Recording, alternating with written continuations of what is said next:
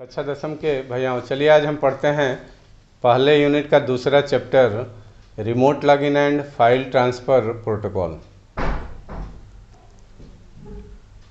Remote login and file transfer protocol हम लोग के पहले यूनिट का दूसरा चैप्टर है। जैसा कि हम लोगों ने पहले पढ़ा था कि इंटरनेट पर जितनी भी सेवाएं मिलती हैं उन सेवाओं के लिए अलग अलग प्रोटोकॉल्स होते हैं, यानी कि जितने भी सर्विसेज हैं वो अलग अलग प्रोटोकॉल पे काम करते हैं। प्रोटोकॉल की डिफिनीशन आई थी ए सेट ऑफ रूल्स और स्टैंडर्ड इज कॉल्ड प्रोटोकॉल। जितने भी सेवाएं हैं वो अलग अलग नियमों और मानक के अनुरूप काम करती हैं। उसी तरह से अगर हम इंटरनेट पर किसी फाइल को भेजना चाहते हैं या इंटरनेट पर कोई फाइल है उसे हम अपने कंप्यूटर में ले करके ऑफलाइन उस कंटेंट को यूज करना चाहते हैं, तो इसके लिए हम जिस प्रोटोकॉल का यूज़ करते हैं या जिस प्रोटोकॉल के तहत ये फाइलें हमारे कंप्यूटर में आती हैं या हमारे कंप्यूटर से इंटरनेट पर जाती हैं, उस प्रोटोकॉल को हम फाइल ट्रांसफ़र प्रोटोकॉल कहते हैं। जैसा इस प्रोटोकॉल का नाम है, इस प्रोटोकॉल के माध्यम से हम फाइल को एक कंप्यूटर से दूसरे कंप्यूटर में ट्रांसफ़र करते हैं। अगर हमारे कंप्यूटर में कोई फाइल है और हमें किसी सर्वर पर उसे भेजना है तो वह फाइल हम FTP प्रोटोकॉल के माध्यम से ही भेज सकते हैं, या इंटरनेट पर कोई कंटेंट है, कोई मीडिया है, कोई पिक्चर है, कोई ग्राफिक्स है या कुछ भी है, उसको अगर हम इंटरनेट का कम यूज करके देखना चाहते हैं तो हम उस फाइल को अपने कंप्यूटर में डाउनलोड कर लेते हैं। जो भी फाइल हम भेजते हैं या रिसीव करते हैं वह इंटरनली FTP के माध्यम से ही होता है। File transfer protocol helps in transfer of files from one computer to another. लेकिन जब हम किसी फाइल को भेजते हैं तो यहाँ FTP काफ़ी चैलेंजेस को सॉल्व करता है। FTP के सामने बहुत सारे चैलेंजेस होते हैं और उन चैलेंजेस को फेस करके एक फाइल को एक कंप्यूटर से दूसरे कंप्यूटर पर भेजता है। जैसे हो सकता है कि यह दोनों कंप्यूटर अलग अलग कॉन्फ़िगरेशन के हों, यह दोनों कंप्यूटर अलग अलग ऑपरेटिंग सिस्टम के हों, उनके कन्वेंशन अलग हों, उनके डायरेक्टरी के स्ट्रक्चर अलग हों, उस कंप्यूटर के फाइल नेमिंग सिस्टम में अंतर हो, वगैरह वगैरह। जैसे मोबाइल से हम किसी फाइल को PC पर भेज सकते हैं या सर्वर से किसी फाइल को अपने लैपटॉप या डेस्कटॉप में कॉपी कर सकते हैं। तो यह जो फाइल ट्रांसफ़र दो कंप्यूटरों के बीच में है उनके प्लेटफॉर्म में अंतर होगा, उनके ऑपरेटिंग सिस्टम में अंतर होगा, उनके डाटा स्ट्रक्चर में अंतर होगा, फाइल नेमिंग कन्वेंशन में अंतर होगा। इन सबको ध्यान में रखते हुए फाइल दो डिवाइसेस के बीच में फाइल को ट्रांसफ़र करता है। जब हम फाइल ट्रांसफ़र के माध्यम से किसी फाइल को ट्रांसफ़र करते हैं या किसी फाइल को रिसीव करते हैं तो वहाँ पर दो कंट्रोल यूज होते हैं। पहला, एक तो हमारे कंप्यूटर्स और सर्वर के कंप्यूटर के बीच में कनेक्शन को कंट्रोल करता है, और दूसरा जो प्रोटोकॉल होता है वह इस डाटा ट्रांसमिशन के प्रोसेस को कंट्रोल करता है। यह दो प्रोटोकॉल फाइल ट्रांसफ़र प्रोटोकॉल के अंतर्गत काम करते हैं, जिसके लिए अलग अलग पोर्ट निर्धारित हैं। अगर पोर्ट 21 है तो यह दो कंप्यूटर के बीच के कनेक्शन को कंट्रोल करेगा, और पोर्ट 20 दोनों कंप्यूटर के बीच में डाटा के ट्रांसमिशन को कंट्रोल करेगा। डाउनलोडिंग, अगर हम इंटरनेट पर किसी फाइल को अपने कंप्यूटर में ट्रांसफ़र करते हैं, जैसे किसी प्रेजेंटेशन की फ़ाइल हो, जैसे वर्ड की फ़ाइल हो, जैसे कोई ऑडियो फाइल हो, कोई वीडियो फाइल हो, कोई एनिमेशन फाइल हो, अगर सर्वर से इंटरनेट के किसी सर्वर से अगर हम अपने लोकल कंप्यूटर में किसी फाइल को लेते हैं तो इस प्रोसेस को डाउनलोडिंग कहते हैं। डाउनलोडिंग इज ट्रांसमिटिंग डाटा और file from A remote computer. Remote computer बोलते हैं सर्वर को या होस्ट कंप्यूटर को जो कि सर्विस देती है, remote computer to local computer, यानी कि सर्वर से अपने कंप्यूटर पर अगर किसी फाइल को लेते हैं तो इस प्रोसेस को डाउनलोडिंग कहा जाता है। Downloading enables user to save files on their own computer for later use. किसी फाइल को हम डाउनलोड करते हैं तो बाद में उसका प्रयोग करते हैं। जैसे मान लीजिए कि यूट्यूब पर कोई वीडियो देखते हैं, तो यूट्यूब पर अगर हम वीडियो देखेंगे तो हमारे नेट का ज़्यादा कंजम्पशन होता है, तो उससे अच्छा है कि हम उस फाइल को अपने कंप्यूटर में डाउनलोड कर लें। एक बार डाउनलोड कर लेंगे तो डाटा का भी कम यूज होगा और हम उस कंटेंट को बार बार देख भी सकते हैं, तो हमारे डाटा की बचत होती है। Which reduces the time spent online. अगर हम किसी फाइल को डाउनलोड करते हैं तो वो हमारा इंटरनेट पर ज़्यादा समय व्यतीत करने को रिड्यूस करता है। हम डाउनलोडिंग के माध्यम से इंटरनेट का कम उपयोग कर पाते हैं और उसके जो करस्पॉन्डिंग चार्जेस होते हैं उससे भी हमें बचत होती है। यानी कि डाउनलोड करने से इंटरनेट पर हम ऑनलाइन ज़्यादा समय व्यतीत करने से बच जाते हैं और इंटरनेट यूज करने के जो चार्जेस होते हैं उसमें भी कमी आती है। अगला है अपलोडिंग। अपलोडिंग मीन्स अगर हम अपने लोकल कंप्यूटर से किसी फाइल को रिमोट कंप्यूटर यानी कि सर्वर पर भेजते हैं तो इस प्रोसेस को अपलोडिंग कहा जाता है। Uploading is the transmission of data और files from local computer to a remote computer. अपने लोकल कंप्यूटर से किसी फाइल को सर्वर पर भेजने को प्रोसेस को हम अपलोडिंग फाइल बोलते हैं। As from your PC to website you are constructing. अगर आप अपने कंप्यूटर पर किसी वेबसाइट को बनाते हैं तो हम अपने कंप्यूटर पर वेबसाइट को बना करके पहले चेक कर लेते हैं और फिर उसको हम अपने सर्वर पर होस्ट करते हैं। तो अगर हमने अपने कंप्यूटर पर वेबसाइट बनाया है और सर्वर पर भेजते हैं तो यह काम अपलोडिंग द्वारा होता है। उसी बात को यह कह रहा है कि as from your PC to website you are constructing. अगर कोई आप वेबसाइट बनाते हैं तो अपने कंप्यूटर से उस फाइल को होस्ट करेंगे। It allows user to easily extend files over the network. FTP के माध्यम से हम फाइल को आपस में एक्सचेंज कर सकते हैं। Internet offers to access data from anywhere. Internet ये ऑफर करता है कि आप डाटा कहीं से भी एक्सेस कर सकते हैं और इस प्रोटोकॉल के थ्रू एक्सेस कर सकते हैं। FTP के माध्यम से हम एक्सेस कर सकते हैं। You can save your files. आप अपनी फाइल को भी सेव कर सकते हैं in some central location on the internet that will access the files from anywhere. आजकल क्लाउड कंप्यूटिंग ज़्यादा यूज किया जा रहा है। हम अपने पर्सनल फाइल, अपने पर्सनल डिटेल, अपने सर्टिफिकेट, अपने ऑडियो, अपने वीडियो हम इंटरनेट के एक सेंट्रल प्लेस पे रखते हैं। जैसे कि गूगल ड्राइव हमारा सेंट्रल प्लेस है, जियो का जियो क्लाउड हमारा सेंट्रल स्पेस है, ड्रॉपबॉक्स का नाम सुनेंगे वो भी सेंट्रल स्पेस है। ऐसे बहुत सारी साइट हैं जो कि क्लाउड स्टोरेज की फैसिलिटी प्रोवाइड करती हैं। तो हम अपने पर्सनल फाइल को उस साइट पर, उस रिमोट कंप्यूटर पर भेज देते हैं और बाद में हम वहां से जब आवश्यकता होता है तो उसे कहीं से भी हम उस फाइल को डाउनलोड कर सकते हैं। अगला है रिमोट लॉगिन, जो कि काफ़ी इम्पॉर्टेंट है। रिमोट लॉगिन का दूसरा नाम है टेलनेट।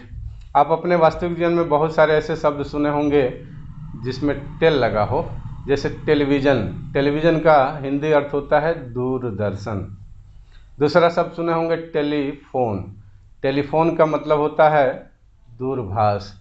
तो टेल का मतलब यहीं से निकल जाता है। टेल का हिंदी होता है दूर। दूर की चीज़ को टेली बोलते हैं और यह नेट है यानी कि टेलनेट है, यानी कि दूर के नेटवर्क को हम टेलनेट कहते हैं। जैसे मान लीजिए कि आप किसी काम से दिल्ली चले गए।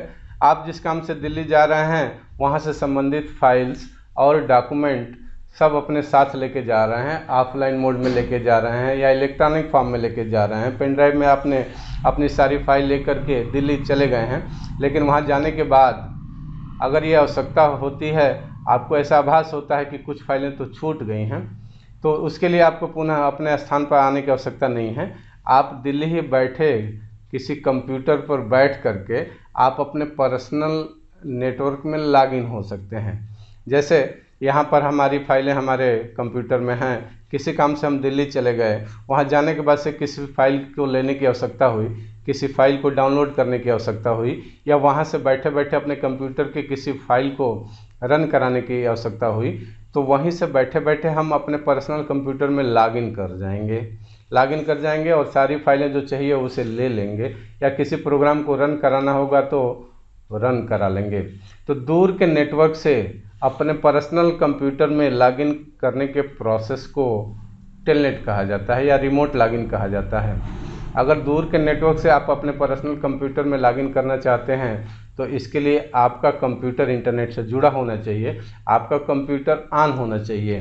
अगर ऑन नहीं है तो हम किसी से कह के अपने कंप्यूटर ऑन कराएंगे और दूर से बैठ करके हम अपने पर्सनल कंप्यूटर में लॉगिन करके अपनी फाइलों को ले सकते हैं या किसी प्रोग्राम को रन करा सकते हैं। जैसे मान लीजिए कि आपके पास लैपटॉप है, आज आपका लैपटॉप ठीक ढंग से नहीं चल रहा है, कल ठीक ढंग से चल रहा था, लेकिन आपका लैपटॉप आज ठीक ढंग से नहीं चल रहा है, उसका बिहेवियर बदल गया है, आप उसको ठीक नहीं कर पा रहे हैं। अगर आप हमसे संपर्क स्थापित करेंगे तो हम कहेंगे कि आप रिमोट लॉगिन की सुविधा को इनेबल करिए और हम यहीं से बैठ करके आपके कंप्यूटर को ठीक कर लेंगे। उसके लिए बहुत सारे सॉफ्टवेयर आते हैं जो कि रिमोट लॉगिन की सुविधा देते हैं। जैसे नाम सुने होंगे टीम व्यूअर। टीम व्यूअर एक ऐसा सॉफ्टवेयर है जो कि रिमोट लॉगिन की सुविधा देता है। हम आपसे कहेंगे कि आप अपने कंप्यूटर पर टीम व्यूअर इंस्टॉल कर लीजिए, उसको रन कराइए। हम अपने कंप्यूटर पर टीम व्यूअर रन करा लेंगे और आपके कंप्यूटर पर एक लॉगिन आईडी और पासवर्ड आएगा। उस लॉगिन आईडी और पासवर्ड को हम आपसे पूछेंगे और अपने कंप्यूटर से उस लॉगिन आईडी और पासवर्ड को डालेंगे तो आपका डेस्कटॉप हमारे डेस्कटॉप पर चला आएगा और हम अपने डेस्कटॉप से आपके कंप्यूटर को ठीक कर सकते हैं। टेलनेट यानी कि रिमोट लॉगिन, दूर के किसी नेटवर्क से अपने पर्सनल कंप्यूटर में लॉगिन करने के प्रोसेस को रिमोट लॉगिन कहा जाता है। The word telnet stand for terminal network. Telnet is internet exploration tool that is used to log in on remote computer on the internet. Internet से बैठ करके अपने पर्सनल कंप्यूटर में लॉगिन कर सकते हैं। Using telnet we can communicate with a wide range of remote system with which we have an account. Telnet is mainly used to access database on other systems. अगला है secure cell, SSH। SSH का full form होता है secure cell. जब हम internet पर कोई काम करते हैं तो हमारा काम, हमारा वर्क, हमारा प्रोसेस सिक्योर होना चाहिए। एक बार हमने कहा था कि यह नेटवर्क एक रोड के जैसा होता है। जैसे रोड पे लोग चलते हैं उसी तरह से नेटवर्क में बहुत तरह के यूजर इंटरनेट को एक्सेस करते रहते हैं, इंफॉर्मेशन को एक्सेस करते रहते हैं। इस कम्युनिटी में बहुत अच्छे लोग भी होते हैं और बहुत ऐसे भी लोग होते हैं जिनका इंटरेस्ट दूसरों में होता है, दूसरे के क्रेडेंशियल लेने में इंटरेस्टेड होते हैं, दूसरे के इंफॉर्मेशन को चुराने में इंटरेस्टेड होते हैं। जैसे रोड पर हम चल रहे हैं और यह मान लें कि हम सेफ़ हैं, आप कितना भी सेफ़ ड्राइविंग करें यह माने नहीं रखता कि आप सुरक्षित हैं, आप किसी दूसरों के द्वारा घायल हो सकते हैं। उसी तरह से यह नेटवर्क है, नेटवर्क पे इंफॉर्मेशन कई प्रकार से इंफॉर्मेशन फ्लो होती है और यूजर्स भी कई प्रकार के होते हैं, तो उनसे अपने आप को बचाना भी है, सुरक्षित भी रखना है। इसके लिए हम जब फाइल ट्रांसफ़र करते हैं या फाइल रिसीव करते हैं तो हमें एक सिक्योर सेल का यूज करना होगा। सिक्योर का तो मतलब समझ ही रहे होंगे, सेल का मतलब होता है कक्ष। यानी कि जब हम किसी फाइल को डाउनलोड करेंगे या भेजेंगे तो हम अपना एक टनल बना लेंगे, एक सुरंग नुमा बना लेंगे और सुरंग के बीच में किसी को आने की अनुमति नहीं होगी। इस तरह के कम्युनिकेशन में डाटा हमारे कंप्यूटर से निकलेगा तो इनक्रिप्टेड हो जाएगा और टनल में इनक्रिप्टेड फॉर्म में चलेगा और जिस कंप्यूटर में जाना है वहाँ पर जा कर के डिक्रिप्ट हो जाएगा। अगर हमारे सेल में कोई इंटर करके हमारी इन्फॉर्मेशन को लेता है तो वह इन्फॉर्मेशन डिक्रिप्टेड फॉर्म में रहती है, उसे कोई देख नहीं सकता क्योंकि वो इनकोडेड होता है। जा करके अपने टारगेट कंप्यूटर के पास डिकोड होता है। यानी कि जब भी हम कोई प्रोसेस करें तो एक सेल बना लें, एक कक्ष बना लें, एक इन्वायरमेंट बना लें जिस इन्वायरमेंट में हमारा कंप्यूटर रहेगा और टारगेट कंप्यूटर रहेगा। बीच में अन्य कोई यूजर्स हमारे उन सेल में इंटर करके हमारे इन्फॉर्मेशन को नहीं देख सकता। SSH the secure shell is the protocol for secure remote login from one computer to another computer. It allows using several alternative options from strong authentication। इस सेल में स्ट्रांग ऑथेंटिकेशन होता है, जो वैलिड यूजर होते हैं वही उस cell में आकर के इंफॉर्मेशन को यूज कर सकते हैं। And it protects the communication security and integrity with the strong encryption. बहुत तगड़े इंक्रिप्शन से यह सारा सेल सिक्योर होता है। अगला है SFTP का फुल फॉर्म होता है सिक्योर FTP। जब हम किसी फाइल को अपलोड करें या हम जब किसी फाइल को डाउनलोड करें तो यह अपलोडिंग और डाउनलोडिंग सिक्योर होना चाहिए। जहां हम भेज रहे हैं फाइल वहीं फाइल जानी चाहिए, जहां से फाइल हम डाउनलोड कर रहे हैं वो हमारे पास आना चाहिए, बीच में कोई यूजर उसे एक्सेस नहीं करना चाहिए। अगर फाइल ट्रांसफ़र प्रोटोकॉल को या फाइल ट्रांसफ़र को हम सिक्योर करना चाहते हैं तो हमें SFTP का यूज करना चाहिए। SFTP is file transfer protocol similar to FTP but it's uses SSH protocol. जब हम किसी फाइल को ट्रांसफ़र करते हैं तो फाइल ट्रांसफ़र प्रोटोकॉल यूज होता है और उसके ऊपर एक SSH की लेयर लग जाती है जो कि हमारे इस कम्युनिकेशन को, डाटा ट्रांसमिशन को सिक्योर बनाता है। और लास्ट टॉपिक है SCP। CP मतलब होता है कॉपी और CP यह एक लाइनक्स का कमांड है जिससे हम किसी फाइल को कॉपी करते हैं, अपने कंप्यूटर से टारगेट कंप्यूटर पे कॉपी करते हैं या टारगेट यानी कि रिमोट कंप्यूटर से अपने कंप्यूटर पे कॉपी करते हैं। कॉपी करने के लिए लाइनक्स में CP कमांड यूज होता है और डास में कॉपी COPY पूरा कॉपी यूज होता है। SCP यानी कि सिक्योर कॉपी। अगर हम किसी फाइल को अपने कंप्यूटर से सर्वर के कंप्यूटर पर कॉपी करते हैं या भेजते हैं या सर्वर के कंप्यूटर से अपने कंप्यूटर में किसी फाइल को कॉपी करते हैं यानी कि डाउनलोड करते हैं तो यह कॉपी सिक्योर होना चाहिए। SCP means you can copy file across SSH connection. The connection will be securely encrypted and it is very secure way to copy file. तो ये था हमारे पहले यूनिट का दूसरा chapter, remote login and file transfer protocol. एक छोटा सा चैप्टर था जो इसी के साथ ही समाप्त हुआ। हमने अपने प्रेजेंटेशन में जितने भी मेन टॉपिक्स थे उनके डेफिनेशन लिखे हैं, किताब से लिखे हैं और इसको देख करके आप अपने कॉपी में दूसरा